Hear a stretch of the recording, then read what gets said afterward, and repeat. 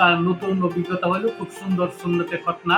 ওর কি কোনো রক্ত বের হইছে? না রক্ত বের হচ্ছে আচ্ছা, ও কি কোনো ব্যথা হইছে? না, ব্যথাও নাই, বাবু তুমি ব্যথা পেয়েছো? কোনো প্রকার ব্যথা নাই, সুন্দর, সময় কম লাগে, সবাই এই পদ্ধতিতে প্রাচীন পদ্ধতি ভালো নাকি আধুনিক পদ্ধতি ভালো? কি বলেন? আলহামদুলিল্লাহ এই পদ্ধতি বিসমিল্লাহির রহমানির রহিম। এই যে আমাদের এক কিউট বাবু, খুব সুন্দর। বাবু তোমার নাম কি? না, আহনাফ। আহনাফ। এই যে আহনাফ বাবু, আমরা দেখতে পাচ্ছি আহনাফ বাবু গেম খেলতেছে। আহনাফ বাবুর সুন্নতে খাতনা মাত্র শেষ হয়ে গেছে। বাবু তুমি ব্যথা পেয়েছো? হ্যাঁ, ব্যথা পেয়েছো একটুও না? আচ্ছা, এই যে আহনাফের মামু রা উপস্থিত আছে এখানে। তো আমরা আপনাদের কাছে একটু জানতে চাইবো যে আহনাফের তো মাত্রই সুন্নতে খাতনা সম্পন্ন হলো, তো আপনাদের অভিব্যক্তিটা যদি একটু বলতেন।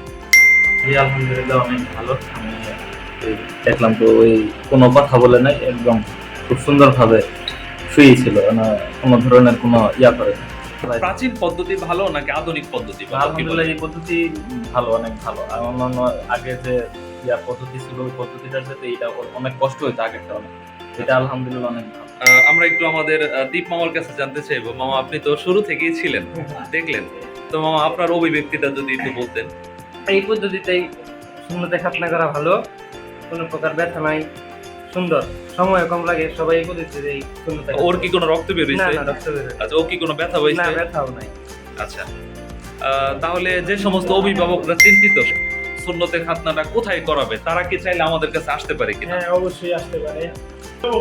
বাবুর নানু উপস্থিত আছে, তো আপনি সর্বোপরি কেমন দেখলেন? আসসালামু আলাইকুম ওয়া রাহমাতুল্লাহি ওয়া বারাকাতুহু। আমি এই বিষয়ে আমার অভিজ্ঞতা ছিল না, আজকে নতুন অভিজ্ঞতা হলো, খুব সুন্দর সুন্নতে খতনা।